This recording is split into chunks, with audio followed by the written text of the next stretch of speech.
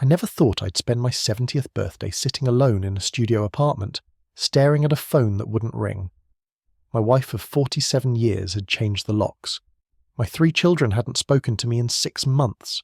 My grandchildren, those beautiful faces I'd watched grow up, were being told Grandpa was sick, confused, going through something that wasn't real. But here's the thing that kept me breathing through those long, silent nights. I had never been more myself than I was in that moment. I had finally, after 7 decades of pretending, told the truth.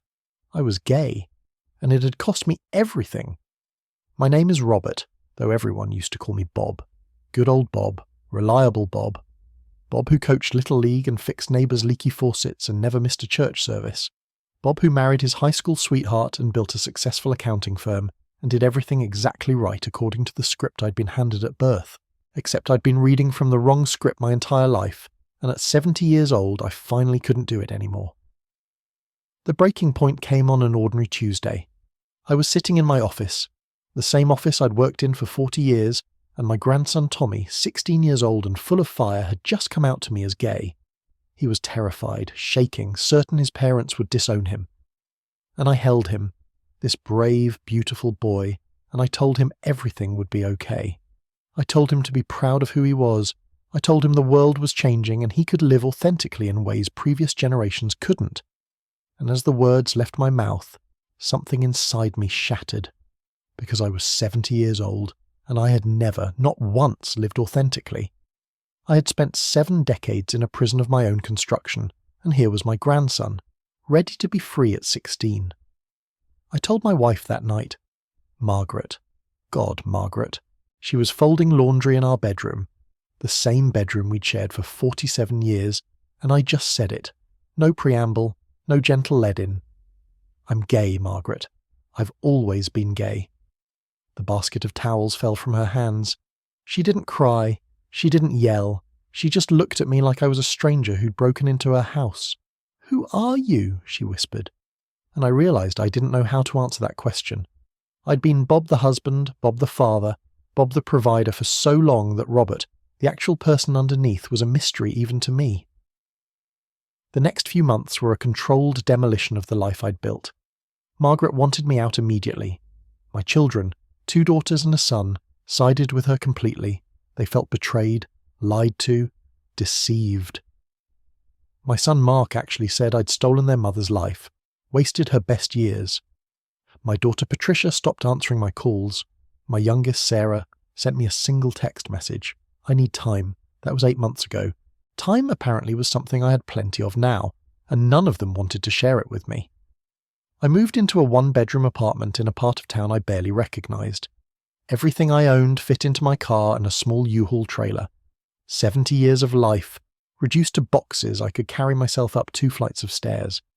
The apartment was clean but impersonal, the kind of place where people start over or give up, and I wasn't sure which category I fell into. I bought a coffee maker and some groceries and sat on my second-hand couch wondering what the hell I was supposed to do now. I'd come out, yes. I'd told my truth. But I'd never actually planned for what came after. I'd never dated a man, never kissed a man, never held hands with someone I actually wanted to hold hands with. I'd just blown up my entire existence for a truth I'd never gotten to live. The loneliness was staggering. People talk about coming out like it's this liberating, joyful experience, and maybe it is when you're young, when you have time to build a new life. But at 70, everyone you know has already decided who you are. You're not brave for coming out. You're selfish. You're not finally being honest. You're having a crisis. And your entire support system, the people you've spent decades building relationships with, they're all connected to the lie. So when you shed the lie, you shed them too. I started taking long walks. That's what old men do, right? Walk.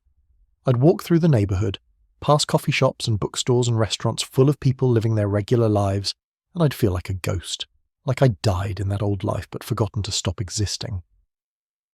One morning, about 8 months after I'd moved out, I was walking past this little corner cafe, the kind with mismatched furniture and local art on the walls, and I saw him.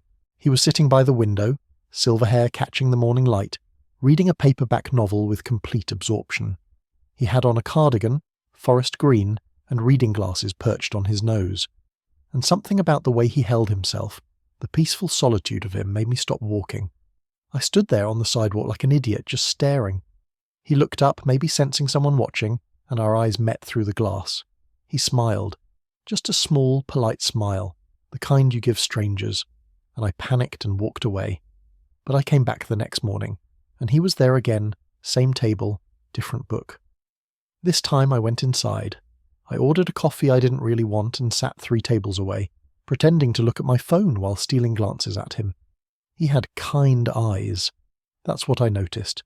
Crinkles at the corners from a lifetime of smiling, and hands that moved gently as he turned the pages, like he respected the book he was holding. After about 20 minutes, he looked up and caught me staring. I should have looked away. Instead, I froze like a teenager, and he laughed, this warm, soft laugh, and said, "That must be some fascinating phone you have there, given you haven't looked at the screen once." His name was James. He was 71 years old, and he'd come out to his family 7 months ago. We talked for 3 hours that first morning, our coffees going cold, the cafe filling and emptying around us. He'd been married too. 39 years, 2 kids, a whole life built on the same foundation of pretending. His wife had passed away 5 years earlier, cancer, and in his grief, he'd finally admitted to himself what he'd always known.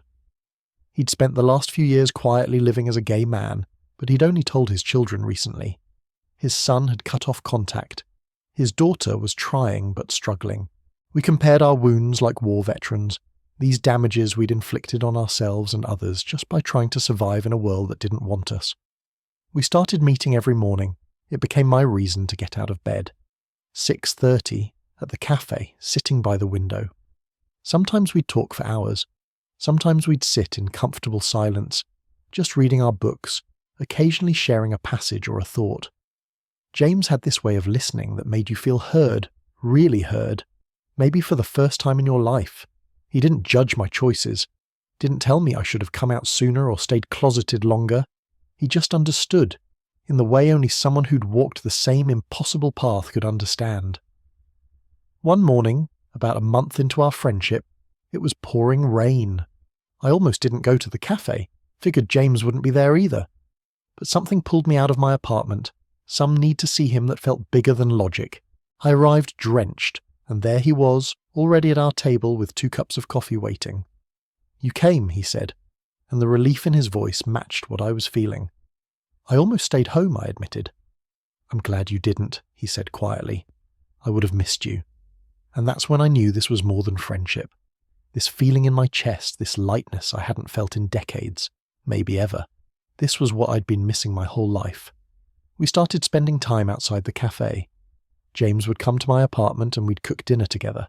These simple meals that felt profound because I was making them with someone who saw me. We'd watch old movies and argue about the endings. We'd take walks in the park and he'd point out birds knowing all their names, this unexpected expertise that delighted me. And slowly, carefully, we'd touch.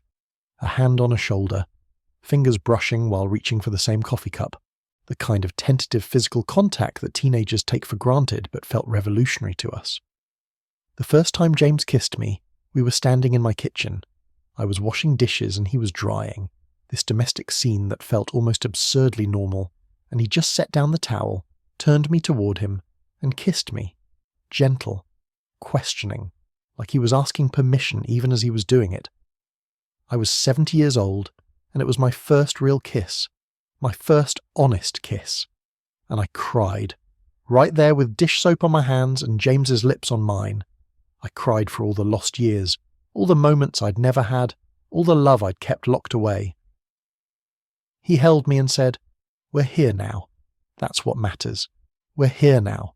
But being here now, being happy, being in love for the first time in my life, it came with guilt. Crushing, suffocating guilt. I'd destroyed my family for this. Margaret, who'd given me the best years of her life, was alone because I'd been a coward. My children hated me. My grandchildren were growing up without me, and here I was, happy. How dare I be happy? I'd lie awake some nights, with James sleeping peacefully beside me in my small bed, and I'd spiral into this dark place where I convinced myself I was selfish, terrible, unforgivable. That coming out at 70 wasn't brave, it was cruel. that I should have just kept the secret until I died. James knew. He always knew when I was in that headspace. He'd been there himself. One night when I was particularly deep in the guilt, unable to sleep, barely able to breathe, he sat up and turned on the light. "Robert," he said, using my full name, which he only did when he needed me to really listen. "You didn't destroy your family by coming out. You were never going to make it to 75 living that lie. You would have killed yourself. Maybe literally. Definitely spiritually. You gave yourself a chance at life. That's not selfish. That's survival. And your family, they're grieving. They're allowed to grieve. But their grief doesn't mean your truth was wrong." I wanted to believe him. Some days I did believe him. Other days the guilt would creep back in, insidious and familiar. But James was patient. He'd weathered his own storms of guilt and shame. He understood that coming out late in life wasn't a single moment of courage. It was choosing courage over and over again, every day, every time the guilt whispered that you'd made a terrible mistake. We'd been together about 6 months when James got a letter from his daughter. She wanted to meet him for coffee. She wanted to try. He was terrified, convinced she was going to tell him she couldn't do this anymore, couldn't have a gay father, couldn't explain him to her friends and her own children. I went with him to the cafe, sat at a different table, close enough for support but far enough to give them privacy. I watched him talk to his daughter, watched her cry, watched him cry, and then I watched something shift. Watched her reach across the table and take his hand, watched her say something that made his whole body relax. When she left, he came over to my table with tears streaming down his face. "She said she loves me," he whispered. "She said she's been going to therapy and learning, and she's sorry she needed time, but she wants me in her life. She wants me to meet someone. She wants me to tell her about my life now." It gave me hope, that moment. Fragile, tentative hope that maybe my children could get there too someday. James encouraged me to write them letters, not asking for anything, just telling them about my life now, telling them I was okay, that I was sorry for the pain I'd caused but not sorry for my truth, that I loved them and would wait as long as they needed. I wrote those letters over several weeks, revising them dozens of times. I never sent them. They sat in a drawer in my nightstand, too scary to mail, too important to throw away. On my 71st birthday, James threw me a small party, just the two of us in my apartment. He'd cooked my favourite meal, pot roast with potatoes, something I'd mentioned my mother used to make. He'd bought a cake from the bakery down the street, and he'd gotten me a gift, wrapped carefully in blue paper. Inside was a leather journal, expensive and beautiful, with my name embossed on the cover. "For writing your story," he said. "The real one, the one you never got to tell." I held that journal and felt something break open in my chest. Gratitude. Pure, overwhelming gratitude that at 71 I had someone who saw me, knew me, loved me, that I hadn't missed my chance, that it wasn't too late. We were cleaning up from dinner when my phone rang. Unknown number. I almost didn't answer, but something made me pick up. "Hello," I said. And I heard my daughter Sarah's voice, shaky and small. "Dad," she said, just that one word. And I started crying. "Sarah," I managed. "I'm here." There was a long pause, and then she said, "I want to meet him. She hesitated, "your boyfriend, James. I want to meet James, if that's okay." We met at a neutral place, a restaurant halfway between her house and my apartment. Sarah came alone, said she needed to do this by herself first before involving her siblings or her kids. She was nervous. I could see it in the way she kept folding and unfolding her napkin. James was calm, warm, asking her about her work, her children, giving her space to feel whatever she was feeling. And slowly over the course of that dinner, I watched my daughter see me, really see me. Not Bob the father who'd betrayed everyone, but Robert. A person who'd been in pain his whole life and had finally found peace. A person who was in love for the first time. At the end of dinner, Sarah hugged me. A real hug, long and tight. "I'm trying, Dad," she whispered. "I'm really trying." "That's all I need," I told her. "Just try." She shook James's hand, looked him in the eye and said, "Thank you for making my dad happy. Take care of him." James promised he would. It's been 2 years now since I came out. 2 years since I lost everything and found myself. Sarah and I have coffee once a month. She's brought her kids to meet me twice, brief visits, but genuine ones. My grandson Tommy, who started this whole thing by being brave enough to come out, he texts me sometimes, tells me I'm his hero, which makes me cry every time because I never felt less heroic than when I was destroying my family. But he says I showed him it's never too late to be yourself. That age doesn't make truth less important. Patricia still won't talk to me. Mark sends birthday cards with no return address, these small gestures that feel like breadcrumbs leading maybe someday to reconciliation. Margaret, I heard, is doing well. She's travelling, something she always wanted to do. Part of me hopes she's happy. Part of me will always carry the guilt of her lost years. But James reminds me that she gets to write the rest of her story now too, that maybe in some way I freed both of us. James and I live together now. We moved into a bigger apartment, one with space for both our books and both our histories. We have a life, a simple, quiet, profoundly happy life. We have coffee every morning still, even though we wake up in the same bed. We read and cook and argue about movies and hold hands while we walk. We've joined a group for older LGBTQ folks, found a community of people who understand what it means to come out late, to rebuild at an age when most people are settled. And we've found that we're not alone. There are so many of us, carrying these stories of the late-life courage, supporting each other through the grief and guilt and joy. I'm 72 now. James is 73. We don't know how many years we have left. Nobody does, really, but at our age you feel the finiteness of time more acutely. Every morning I wake up next to him feels like a gift I almost didn't give myself. If I'd stayed in that closet, stayed in that marriage, kept that secret until I died, I would never have known this feeling of being fully alive, of being loved for who I actually am, of loving someone without pretending. Was it worth it? People ask me that sometimes, usually people who don't understand. Was it worth losing your family? And the answer is, I didn't lose my family. I lost a version of my family that was built on a lie. I'm building something new now, something honest, even if it's smaller. And yes, it was worth it. Not because it was easy, not because it didn't hurt, but because the alternative was dying without ever having lived. And I'd done enough of that already. To anyone listening who's living a lie, who thinks it's too late, who believes they've gone too far down the wrong path to turn back, I want you to know something. It's not too late. It's never too late to tell your truth. It will cost you. I won't lie about that. It will hurt and you'll lose things and people and you'll question whether you made the right choice 1,000 times. But on the other side of that pain is the possibility of actually living, of finding someone like I found James, of finding yourself like I found Robert. And that possibility, that chance at real life, it's worth everything. I came out at 70 and lost my family. He came out at 71 and found me. And together we found something neither of us had ever had before. We found home. Total char count 16,847.